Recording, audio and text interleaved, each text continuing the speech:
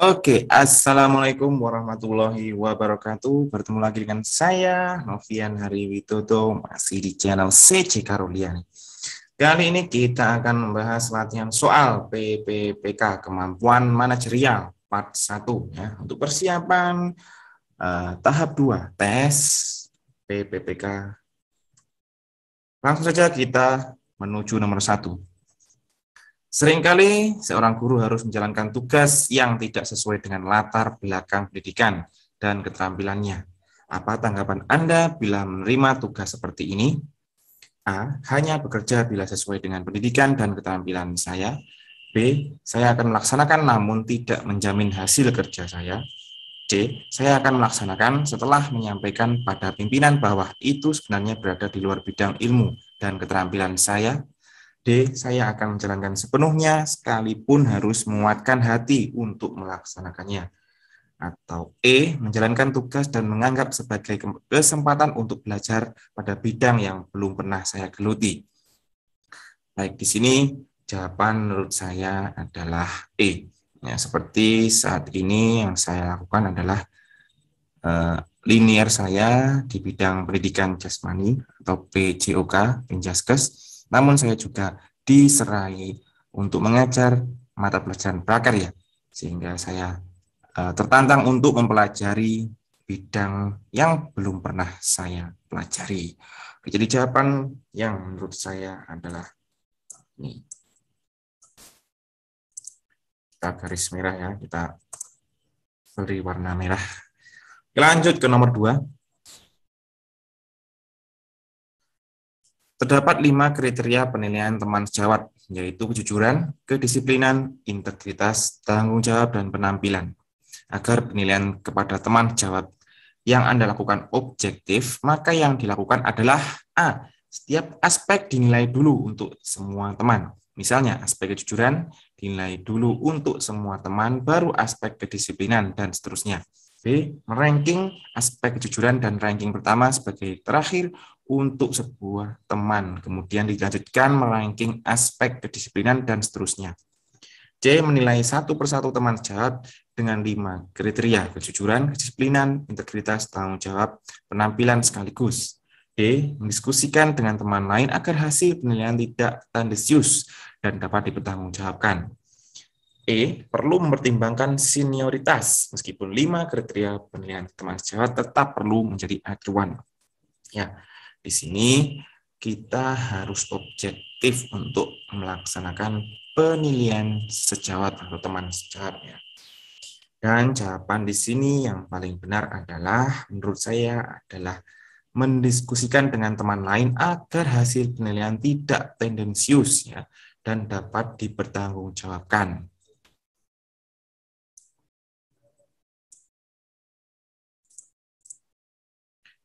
Oke, lanjut nomor 3. Di sekolah tempat Anda mengajar, mayoritas siswa beragama Islam, namun ada juga yang beragama non-Islam. Ketika memasuki bulan Ramadan, Anda mendapati siswa non-Muslim yang sedang makan di depan kelas ketika teman-teman yang lain sedang menjalankan ibadah puasa. Sebagai seorang guru, apa yang Anda lakukan untuk menyikapi hal tersebut? A. Menasihati agar siswa tidak makan di depan kelas selama bulan Ramadan demi menghormati yang berpuasa. B. Keduanya memiliki hak masing-masing, boleh berbuat sesuai keyakinannya. C. Menasihati siswa yang sedang berpuasa Ramadan bahwa makan dimanapun itu hak mereka. D. Meminta siswa tersebut untuk makan di tempat yang sepi agar tidak kelihatan teman-teman yang sedang berpuasa. E. Tidak peduli dengan tindakan siswa tersebut. Nah, di sini jawaban yang hampir benar itu ada dua ya jawaban yang mungkin bisa dipilih, yaitu D. Meminta siswa tersebut untuk makan di tempat yang sepi agar tidak kelihatan teman-teman yang sedang berpuasa. Itu benar. Nah, di sini yang kedua adalah A. Menasehati agar siswa tidak makan di depan kelas selama bulan Ramadan demi menghormati yang berpuasa. Nah, di antara A dan D ini yang paling bijaksana ya, menurut saya adalah pilihan A. Jadi, selain memberikan pengingatan dan juga memberikan pelajaran bahwa kita harus saling menghormati. Oke, lanjut ke nomor 4. Perhatikan pernyataan berikut. Ya. Memiliki kesadaran dan kepedulian terhadap masyarakat atau lingkungan melalui pemahaman sejarah dan kebudayaan masyarakat.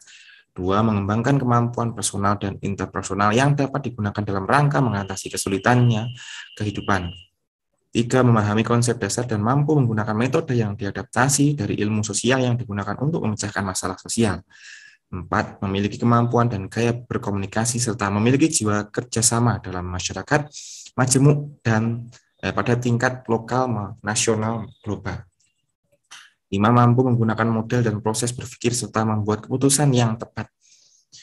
Pertanyaannya, penerapan nilai-nilai IPS SD yang dikembangkan dalam kehidupan sehari-hari adalah, nah di sini menurut saya nomor 4 di sini ada 3 benar. Memahami konsep dasar dan mampu menggunakan metode yang diadaptasi dari ilmu sosial. Nah, ada 3 ini benar ya. Oke, berarti jawabannya di sini sudah dikunci, jawabannya A, B, C. Nah, kita cari lagi. Di sini kita cari lagi nomor mengembangkan kemampuan personal dan interpersonal yang dapat digunakan dalam rangka mengatasi kesulitan hidup. Nah, ini juga benar. Oke ya, kita garis merah. Nah, ada 2, ada 3 benar. Ada 2, ada 3 benar. Oke, jawabannya A dan B. Nah, pilihannya 1 atau 4. 1, ya. 4, memiliki kemampuan dan gaya berkomunikasi serta memiliki jiwa kerjasama dalam masyarakat majemuk pada tingkat lokal, nasional, dan global. Memiliki kesadaran IPS ya, sejarah dan budaya masyarakat. Oke.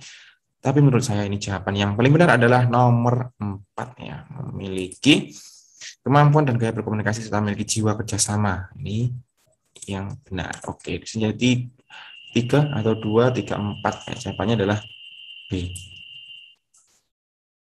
Oke, seperti itu ya, teman-teman. Kita lanjut ke nomor 5. Dalam diskusi kelompok, saya biasanya dikenal sebagai individu yang, nah ini kita jawab sesuai dengan keyakinan ya. Tapi di sini kita dituntut untuk jawaban yang lebih tepat daripada yang biasanya kita lakukan. A. Sulit menerima pendapat orang lain yang kurang logis. Katanya tidak benar. Mengikuti semua pendapat orang lain agar tidak terjadi konflik. Terlalu tidak benar.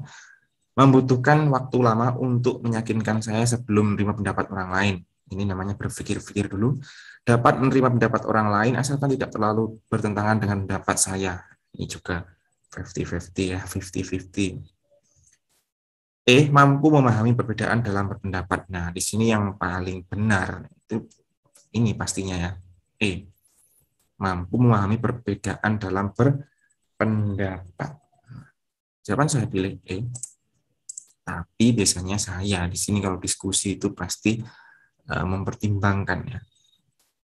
Mempertimbangkan itu, nah ini membutuhkan waktu lama untuk meyakinkan saya sebelum menerima pendapat orang lain. Jadi saya berpikir-pikir dulu, melihat dari sudut pandang yang berbeda-beda, sehingga nanti saya lebih cenderung mana, setuju atau tidak setuju, karena nanti efeknya atau konsekuensi yang akan kita dapat setelah keputusan itu dibuat. Oke, jadi jawaban saya adalah mampu memahami perbedaan dalam pendapat. Ini lebih benar daripada yang keempat-empat ini. Oke, kita langsung ke nomor 6. Siswa-siswi peserta Olimpiade Sains Nasional OSN dari sekolah Anda gagal meraih skor tinggi dalam uji coba OSN ya, uji coba OSN. Sebagai pendamping OSN, apa yang Anda lakukan? A. Saya merencanakan, menyiapkan, dan menyelenggarakan latihan lebih intensif bagi peserta untuk mengikuti OSN pada waktu berikutnya. B. Saya minta pada peserta OSN membentuk kelompok belajar materi OSN agar penguasaannya meningkat. C. Saya minta alumni OSN untuk mengajar para peserta tentang cara menjawab soal OSN.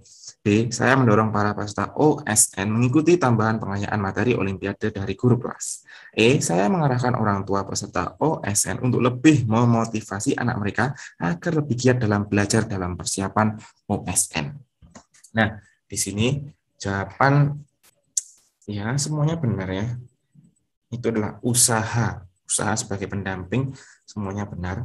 Namun di sini kita mencari yang paling benar dan yang paling bijaksana. Ingat, kita harus mencari solusi yang bijaksana. Oke, di sini yang pertama kita bisa merencanakan, menyiapkan, dan menyelenggarakan latihan lebih intensif. Nah, lebih intensif itu karena pada saat uji coba, tim kita tidak mendapatkan hasil yang bagus. Sehingga kita harus melebihkan, mengintensifkan latihan-latihan, latihan soal, kemudian bimbel-bimbel, dan lain sebagainya. Jadi menurut saya di sini yang paling tepat adalah A. Jadi direncanakan lagi, disiapkan lagi, kemudian dicoba lagi hasilnya apakah sama dengan percobaan atau dicoba OSN yang lalu ataukah meningkat. Kalau meningkat berarti usaha kita berjalan lancar dan dapat hasil yang memuaskan. Nah, di samping itu di sini semuanya benar ya. Tapi di sini kita dituntut untuk memilih jawaban yang paling benar.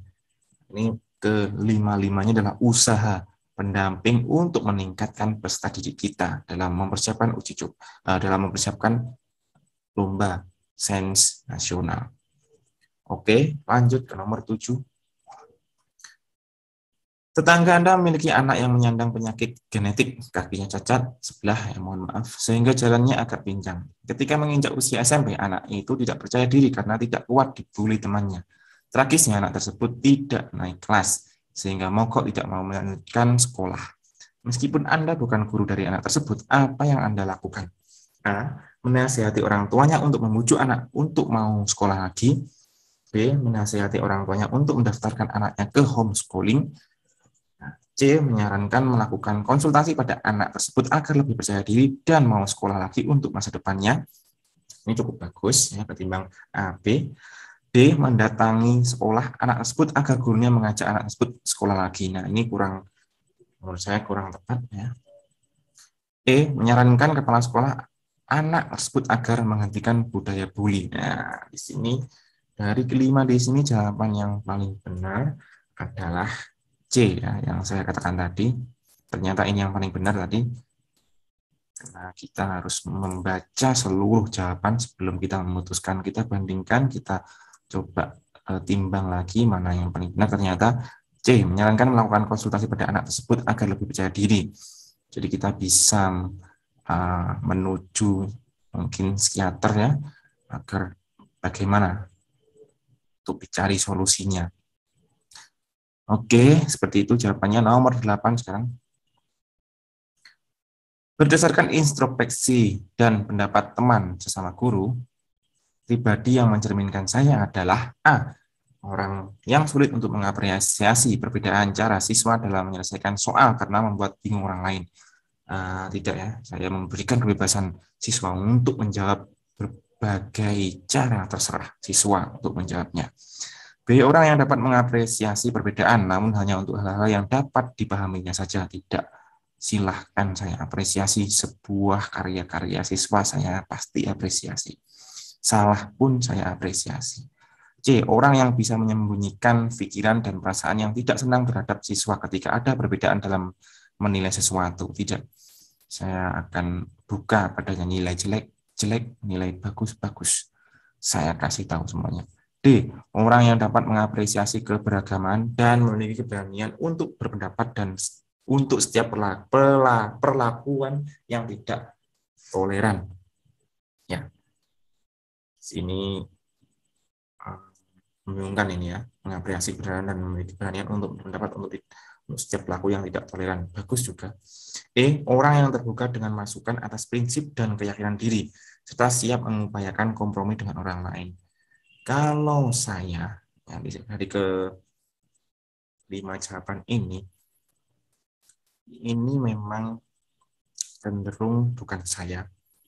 Tapi kalau kita disuruh memilih, saya akan memilih jawaban E. Ini lebih bijaksana dan lebih benar dari jawaban yang lain ya. Tapi di sini bukan saya, pribadi saya tidak seperti ini. Oke, lanjut nomor 9. Oke, seorang guru menegur salah satu siswa saat mata pelajaran sedang berlangsung karena ia tidak mendengarkan penjelasan guru dan malah bermain handphone. Pernyataan yang patut digunakan guru untuk siswa tersebut adalah A. Ya, ia mengingatkan siswa pernah bermain HP. Sini, berikan kepada saya handphonenya. Nah, yang terlalu kasar ya. B. Kamu sedang melakukan apa dengan handphone itu? Ayo matikan dan segera fokus pada penjelasan. Juga keras. C. Tolong disimpan dulu handphonenya. Saat ini sedang pelajaran, kamu dapat menggunakannya nanti pada saat istirahat atau sepulang sekolah. Mengingatkan dan memberikan pilihan atau memberikan solusi. D. Berikan handphonenya ke saya. Kamu tidak menghargai guru. Jika tidak ingin mengikuti pelajaran, silahkan keluar. Wah, ini marah-marah ini. Tanpa pernyataan saya merampas handphone. Wah, tambah marah ini. Jawaban yang paling benar adalah ini C ya, teman-teman. Jadi kita harus tenang. Walaupun marah, kita tetap tenang. Sebisa mungkin. Oke, lanjut ke nomor 10.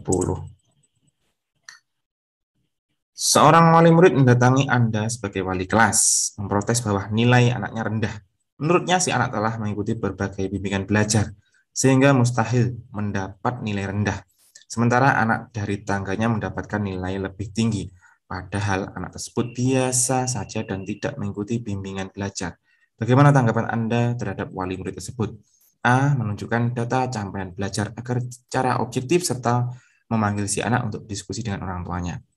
B. Menunjukkan dokumen hasil ulangan harian, mempertemukan wali murid dengan si anak, serta memberi kesempatan untuk berdiskusi prestasi belajar yang dicapai secara objektif. C. Menjawab protes wali murid tersebut dengan menunjukkan rekap data serta menyampaikan bahwa bimbingan belajar bukanlah penentu tingkat prestasi belajar anak di sekolah. D. Menunjukkan dokumen hasil ulangan serta memberi kesempatan wali murid untuk mendiskusikannya, sehingga diperoleh pengertian mengapa nilai anaknya tidak sesuai dengan yang diperkirakan. E. Menjawab protes wali murid dengan menyatakan bahwa berapapun hasil nilai itu merupakan hak dan kewenangan guru. Oke, di sini kurang tepat sekali yang E.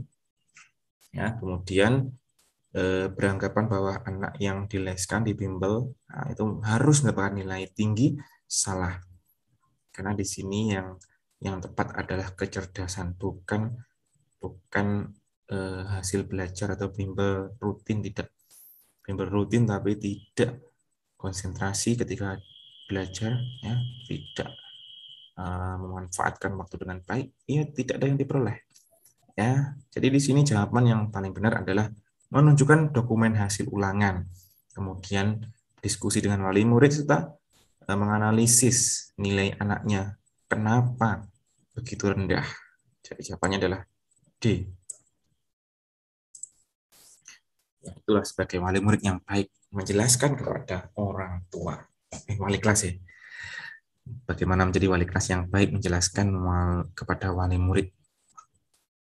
Nomor 11. Pada acara malam tirakatan untuk memperingati Hari Kemerdekaan Republik Indonesia, Anda menjadi narasumber di sebuah forum tirakatan warga. Jika Anda diberi kebebasan untuk memilih tema yang diuraikan pada acara tersebut, maka Anda akan memilih tema apa?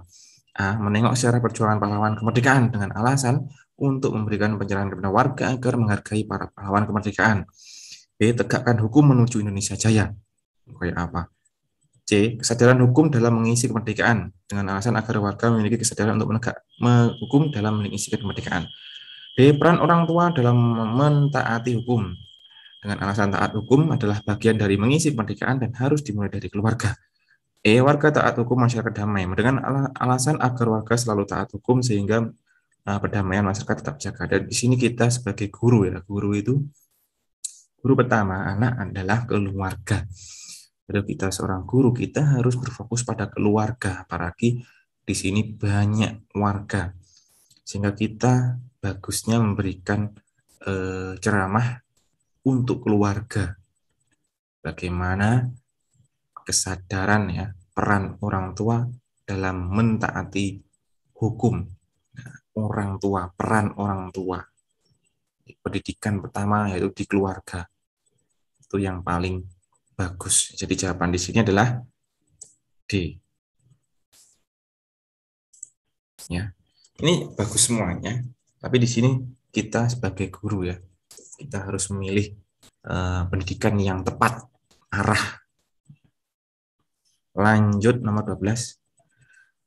Saat terjadi tindakan asusila di sekolah antar guru dan siswa, apa yang perlu Anda lakukan? A. Membahas bersama pihak internal sekolah dan segera menemukan solusinya. Bagus. B. Mendiskusikan peristiwa tersebut dengan melibatkan pihak-pihak yang berkepentingan. C. Memanggil guru dan siswa yang bertindak asusila disertai pemberian nasihat. D. Memberitahukan kejadian tersebut kepada pihak-pihak yang berkepentingan agar mendapatkan bantuan. E. Membiarkan peristiwa tersebut menghilang secara alamiah. Tidak benar, sama sekali tidak benar. A, B, C, D ini pilihannya. Dan yang paling tepat adalah ini. Kita bahas kalau seperti ke sini ya. Ini tindakan asusila antara guru dan siswa, kita harus meminimalisir berita-berita menyebar dari intern. Bisa merugikan guru, bisa merugikan siswa kalau berita-berita itu menyebar. Sehingga kita harus tutup kejadian ini, kita selesaikan di intern saja, kita segera carikan solusinya. Jadi jawabannya adalah A. Penting ini tindakan seperti ini jika terjadi di sekolah, Bapak Ibu. Nomor 13.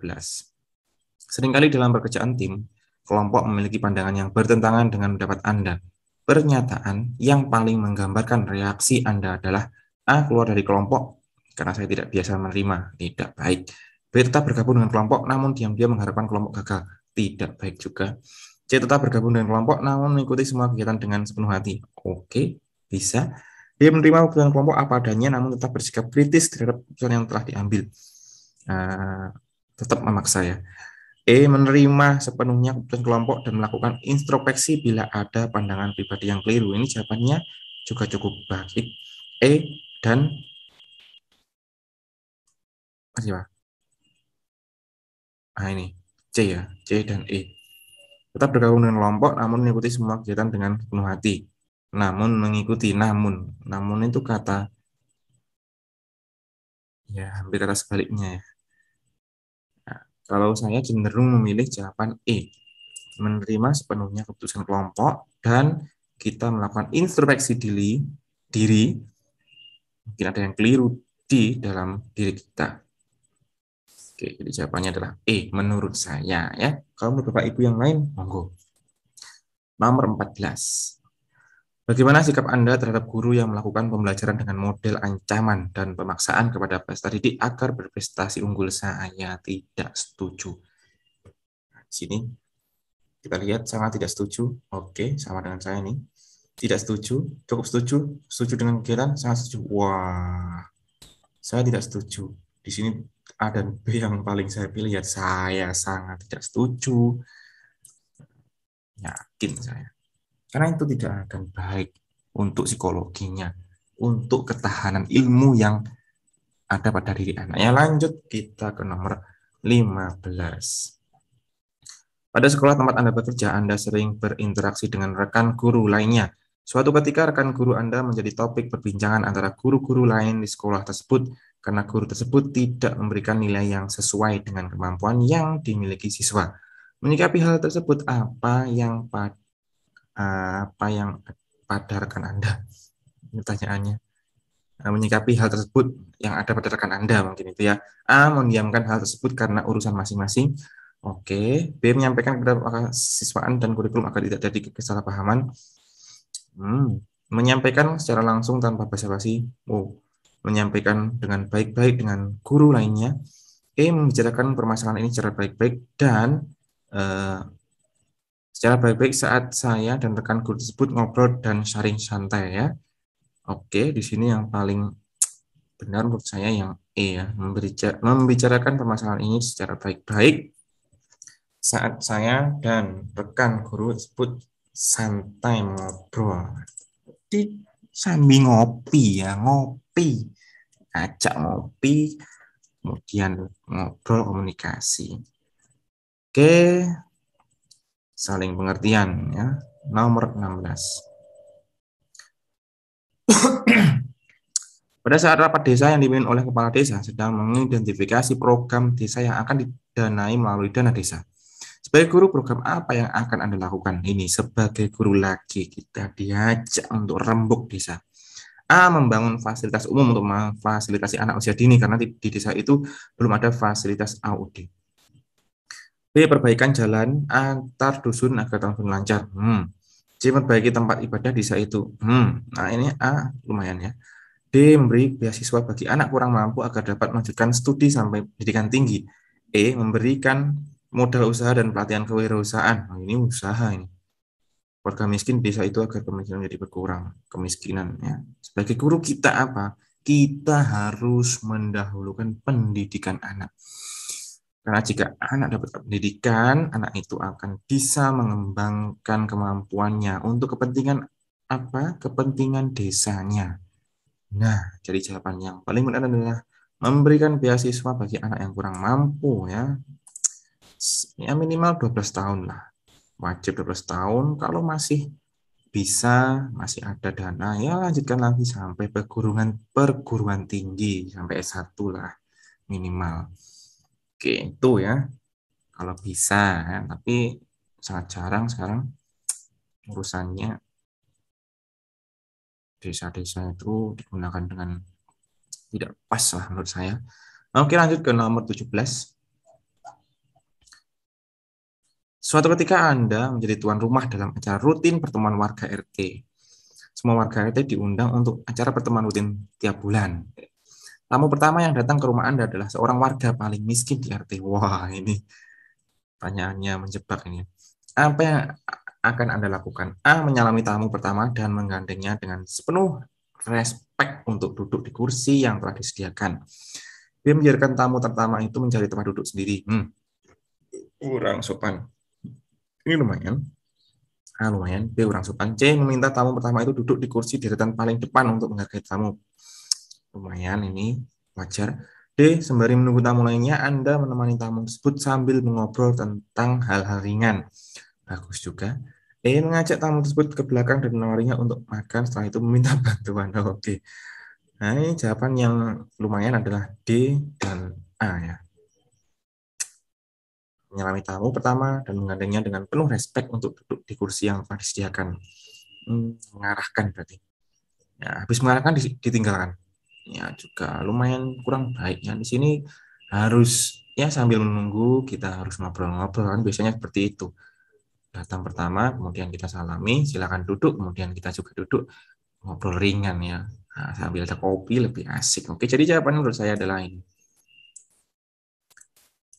Kita ajak ngopi warga-warga biar nggak sepaneng. Lanjut ke nomor 18. Karena terbiasa bekerja cepat dan teratur, Anda sering memiliki sisa waktu setelah mengajar. Anda melihat ada teman yang sedang kerepotan mengerjakan sesuatu yang harus dikerjakan agar cepat selesai.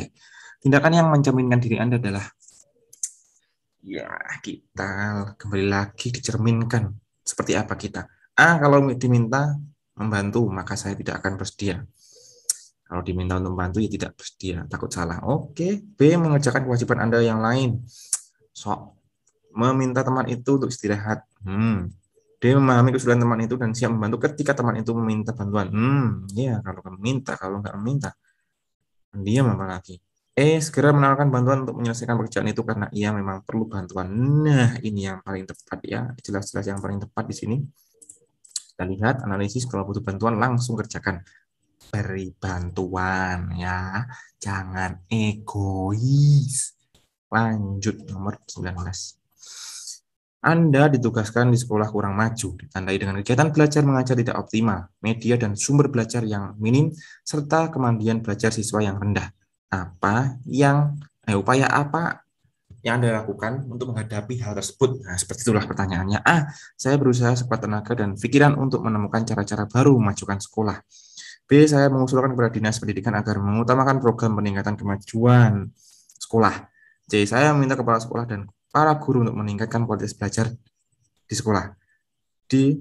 Saya mengajak partisipasi komunitas sekolah untuk pengadaan media dan sumber belajar yang diperlukan sekolah.